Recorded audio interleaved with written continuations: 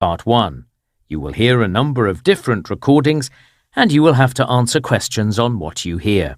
There will be time for you to read the instructions and questions and you will have a chance to check your work.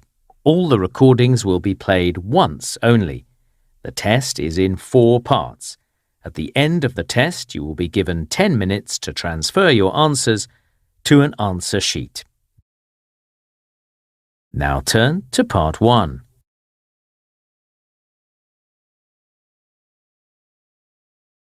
Part 1.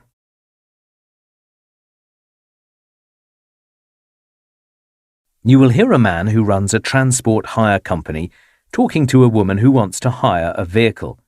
First, you have some time to look at questions 1 to 5.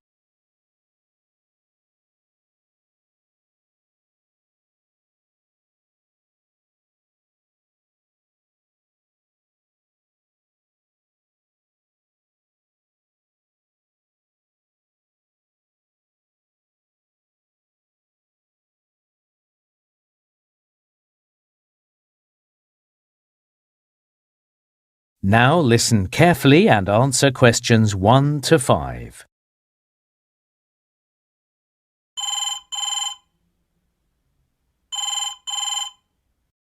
Good morning. Island Transport Company. This is Brian speaking. Morning. This is Jenny Cartwright here. I'm visiting the island next week and I want to hire some form of transport. No problem, Jenny. Island Transport can offer a range of different vehicles to hire. So, the first option is a motor scooter. They're very popular. Oh, right. And how much do they cost to hire? Well, you can hire them by the hour or by the day. Per hour, it's $15.50. And what about for a day? Daily, it's $49.99. That includes a full tank of petrol, but you need to fill it up before you bring it back. Is a scooter a good way to get around the island? Oh, yes. It's a lot of fun. Visitors really enjoy it. Do you provide helmets? Yes, of course, all sizes. We can also let you have gloves as well. It's not a bad idea. Oh, yes, I hadn't thought of that. The only thing is with the scooters, you have to keep to sealed roads. That means you can't ride on Battenberg Road, so you can't visit the far end of the island. Sorry, I didn't catch the name of the road. Could you spell it? Sure, it's spelt Battenburg. But there are still plenty of other places you can explore on a scooter. OK, and what about a car? Yes, we've got a range of cars. Well, there's 4 of us. But if we do go for the car option, we'd be happy with a very small basic one. An economy car would be $87.80 per day. That's for a 4-door car. It can take 5 passengers. Right, OK. And a car is the best way to see the whole island. You can drive on all the roads. And if you'd like to go for a swim, you can drive right down to Green Bay, which visitors love. Well, a car is definitely something to consider. It's certainly a good price if we split it between the 4 of us. Exactly. Only thing is, it's pretty hot at this time of year. Does the car have air conditioning? Not that model, no. You need one of our bigger cars if you want that. Well, maybe it doesn't matter. Before you hear the rest of the conversation, you have some time to look at questions 6 to 10.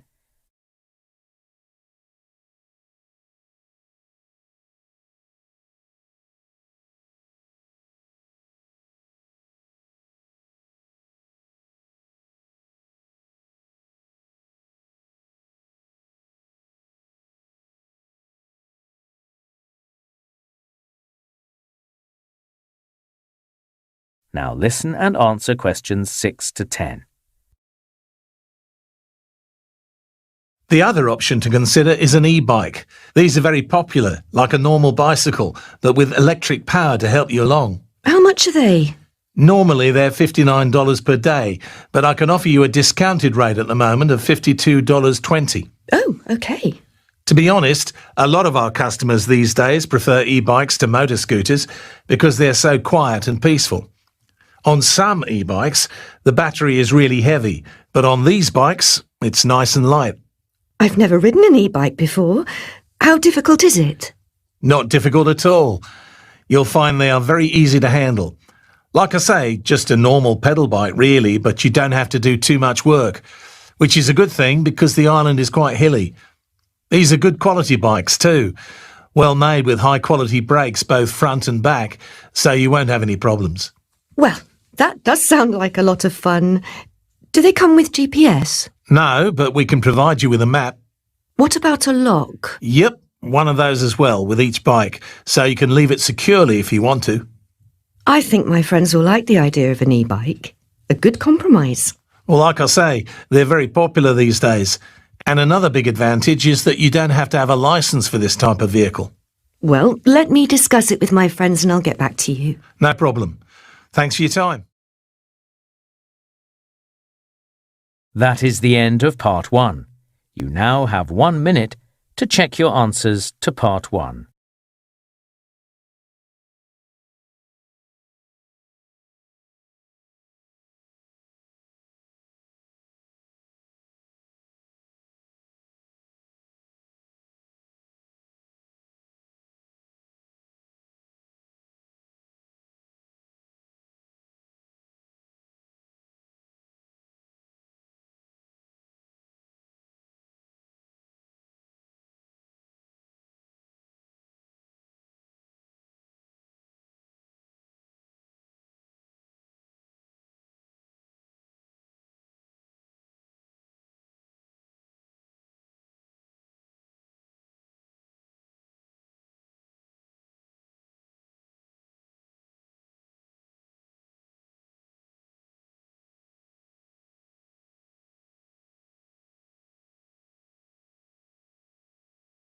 Or Listening Part 2.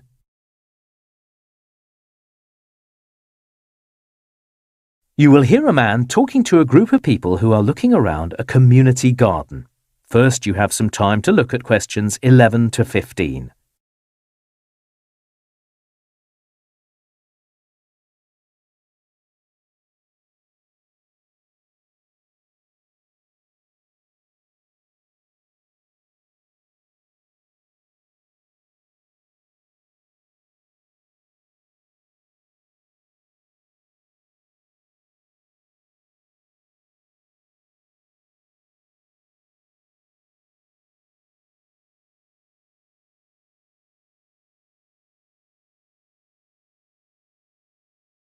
Now listen carefully and answer questions 11 to 15.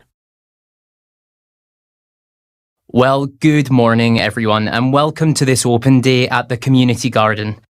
Our garden belongs to the local community and as you'll see, what we grow here is mostly fruit and different kinds of vegetables. First, I'll tell you some background information. Well, recently we made an interesting discovery at the garden. Before, we didn't know much about the history of this site. We only had a few documents and records. Then we found some ancient implements like spades and forks for digging. They were buried in the earth. Experts say these are at least 1,000 years old. So people have been using this land for growing produce for a long time. There are some photographs of these implements in the clubhouse, as well as a diagram of what we think the garden might have looked like if you want to look later. So, why was this location so good for gardening? As you can see, we're in a slight valley, and storms blow very hard up this valley, which can be a problem. But being in a valley, we get good freezing frosts here in winter, which gardeners like because it kills the bugs. The great thing, though, is the stream that runs through the valley, so we can irrigate the gardens even through long, dry summers. Now, what we do know is that in 1860, gardening stopped here. This was a time of rapid development in this area, and on that date, the city infirmary was constructed on this site, so this is where doctors and surgeons worked to take care of the health needs of the growing population. Also, many new houses were put up for people who commuted into the city each day to work. There was even talk of a new military camp, although that never happened in the end. Then in the 1980s, the old buildings here were removed, and this land again became a productive garden. Today, these gardens produce large quantities of fruit and vegetables. Each plot of land is worked by a volunteer member of the garden, and they donate what they grow to families in this neighbourhood who are struggling financially. Occasionally, we're approached by local businesses and restaurants wanting to buy our organic produce, but we just don't have enough. We also have a good relationship with the local college. In fact, several of the academics there are members of the garden. Each week, undergraduates enrolled on the college's horticulture course have a class here to learn about their subject firsthand. And in future, the college hopes to hold workshops here to help local people establish vegetable gardens at home. Before you hear the rest of the talk, you have some time to look at questions 16 to 20.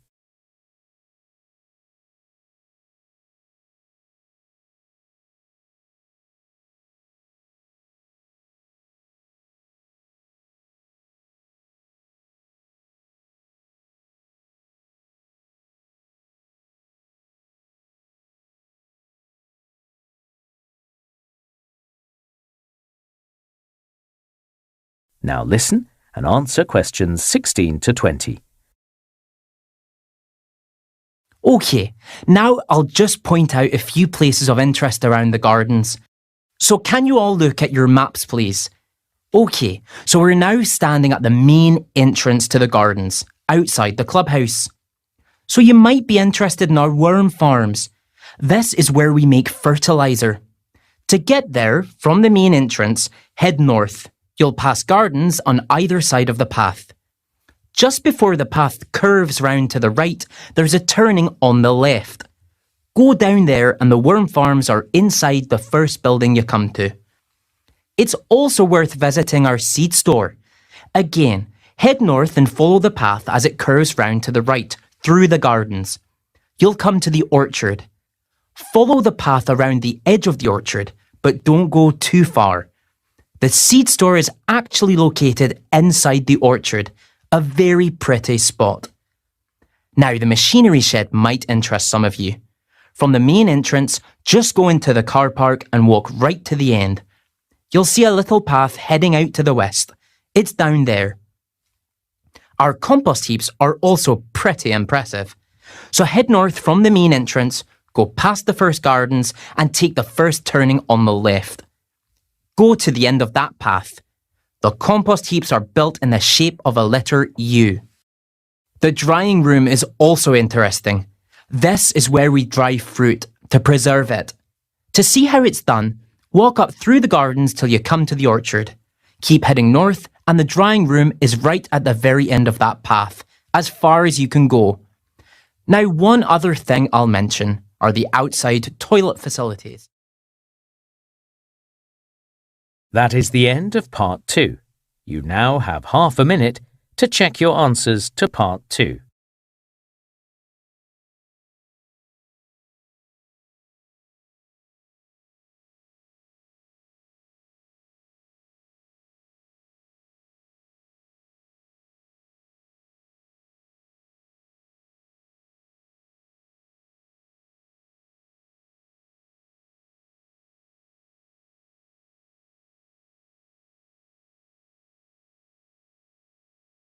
Listening Part 3.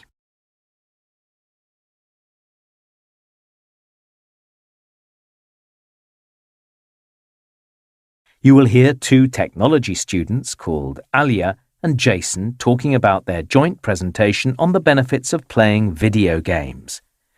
First, you have some time to look at questions 21 to 25.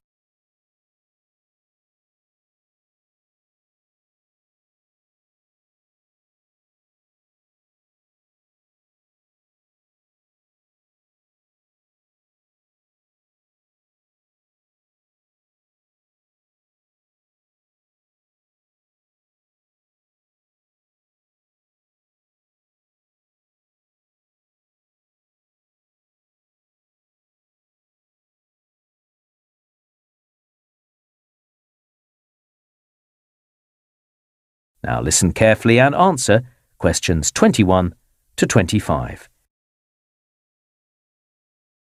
Well, Jason, shall we do some planning for our joint presentation?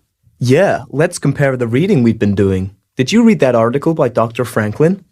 Yes, the use of games in therapy. So, we'll need to explain what kind of therapy he's talking about. Okay, so it's treating people after accidents or illnesses, rebuilding their body strength. Exactly. And Dr. Franklin sees huge potential for games. But he made the point that this isn't new.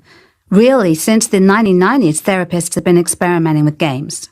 Yeah, I agree. Dr. Franklin illustrated that this has been going on for many years. It's not a sudden breakthrough. I was hoping he'd give some idea about how many health professionals now employ games in therapy. He doesn't really address that, does he? Okay, so what's the biggest advantage of games in therapy? Well, most games are played in virtual reality, so the patient is moving their arms and legs, exercising their body. So I guess it's quite cheap then. Yeah, but so are conventional exercises. I don't think that's an issue. No, okay. But I read that the games are really motivating. People are much more prepared to spend hours on rehabilitation when a game's involved. I think you're right. That's the most important benefit. In fact, I read some people actually get so caught up in the game they hurt themselves, and the therapists have to slow them down. Then, did you read about the Singapore study? Yeah, I started. They were investigating whether people actually made more friends by playing games, right? That's right. They got a group of teenagers and over 60s together for 30 minutes a day playing video games. But the subjects weren't all in the same place. They were playing online. No, they were all together in a room. That's how the experiment was conducted. We should check. I'm sure it was online. You'll find I'm right. But anyway, the study found a real social benefit to game playing. Interesting. So many people say that games are solitary. Well, the Singapore study showed that players develop empathy for each other and bond over games. A good point to make in the presentation. Then I also had a look at the anxiety study. I haven't seen that one. Well, they experimented with children waiting to see a doctor. Some were allowed to play games and some weren't. Was there a particular type of game? Well, just simple ones on handheld devices. And they found that the children who played games experienced considerably less stress and anxiety. Games distract the mind. That's the theory. Better for the children, but also better for the parents. That's what I like about this. Yeah, good point. It reduces the stress for everybody. There just needs to be some additional research to support the finding. We should also mention the Rhode Island research. Maybe, but the finding just reinforced what's been shown in earlier studies. That people can be distracted from their bad habits, like eating junk food or drinking fizzy drinks, by playing games. But no one had used MRI scans before, and the brain scans showed that games activate the same reward centers in the brain as the drinks or junk food. This study has supplied valid proof as to why games work this way. Actually, that's a good point, and many people would probably like to know about that. Before you hear the rest of the talk, you have some time to look at questions 26 to 30.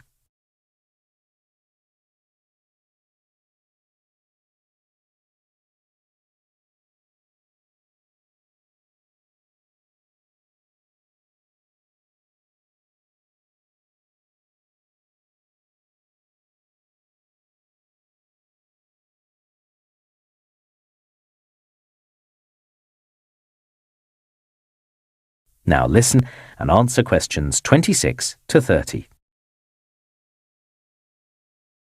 So then in the presentation, we need some more research findings. Well, I read an interesting study about surgeons. It was in the USA, and it found that surgeons perform better when they play video games in their free time. That makes sense. I mean, games are obviously going to improve hand-to-eye coordination. Yeah, I guess it's predictable. Still interesting, though. Absolutely. Challenges the idea that games are just a waste of time. Then there was a study about vision and eyesight. Apparently, games may actually improve vision. Game players in the study could see differences in grey colours more effectively. That's odd, though, isn't it? Because there are also studies showing a link between electronic screens and eye damage. Yeah, it's certainly controversial. I also read a study about sports. There's a company that makes video games which are supposed to encourage physical exercise. The idea is, you play the sport first in the game, and then you're more likely to do it for real. And the study apparently confirmed it. Well, I doubt that's really true. I know. Seems highly unlikely to me. Maybe just a marketing tactic by the company. The study about aging was a good one.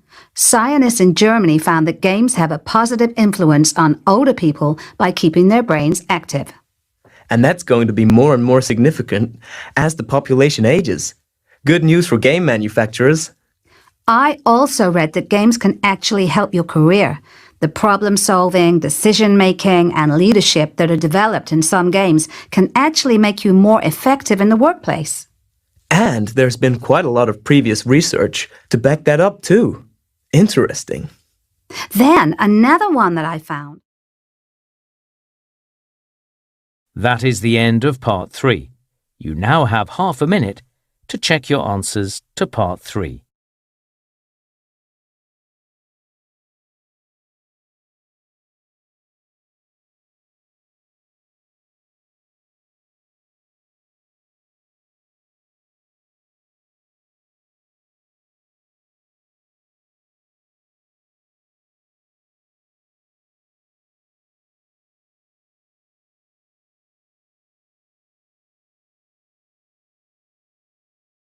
Part 4. You will hear an anthropology student giving a talk about traditional Polynesian navigation. First, you have some time to look at questions 31 to 40.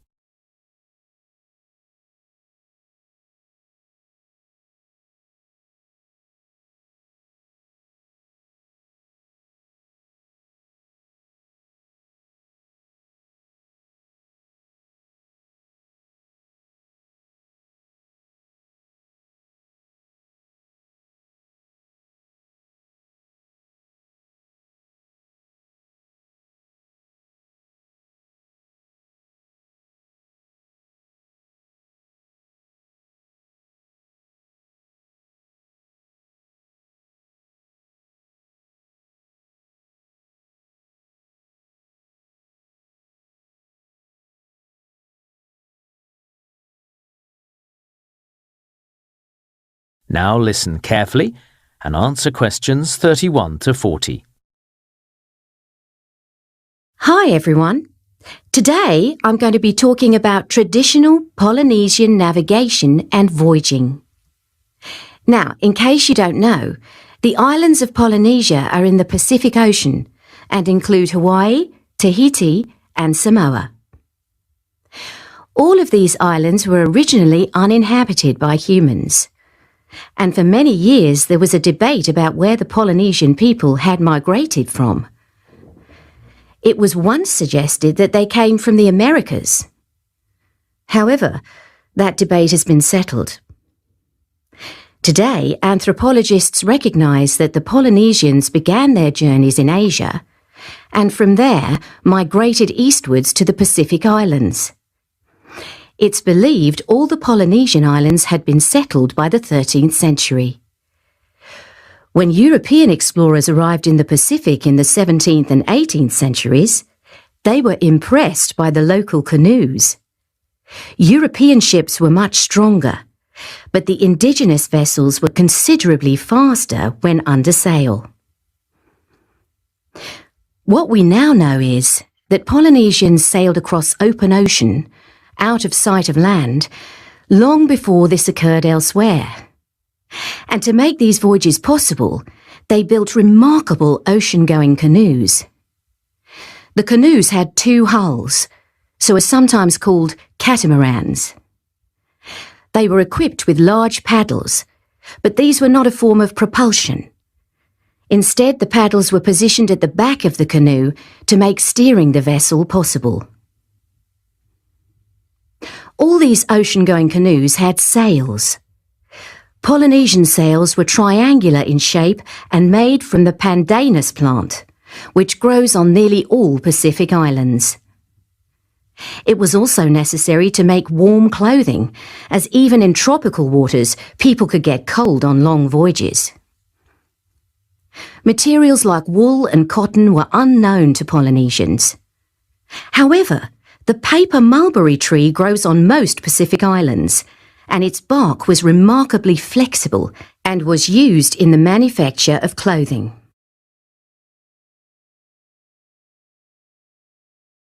Next, we come to the issue of navigation at sea. How did Polynesians find their way once they were out of sight of land? We know that they did not have the magnetic compass, which told other navigators which direction was north. But the Polynesian navigators understood where numerous stars rose and set on the horizon. And using this, they could identify 32 different directions. However, this information about the stars was extremely complex, and therefore remembering it all was a challenge. So the navigators had created long and complicated songs to help them recall all the information they needed. Using the stars to navigate was effective, so long as the sky was clear. But when it was cloudy, the navigators couldn't see the stars. How did they find direction then? Well, they still knew which way to sail the canoe by studying the waves, which usually came from predictable directions in the Pacific at different times of the year. Sometimes they were sailing between islands they had visited before, but very often they were trying to find new islands. How did they know that land was nearby, just over the horizon? Well, there were various techniques. The navigators were experts at recognizing those particular birds whose habitat was the open ocean, and those that lived close to islands. So this was one way they knew that land wasn't far away. They were also skilled at noticing changes to the sea itself. The temperature of the water is constant in that part of the Pacific, but its colour could vary in the proximity of land, and that was something else that they were able to detect. Well, as technology developed, traditional voyaging all but died out. The Polynesian peoples travelled by steamship and later aeroplane like everyone else.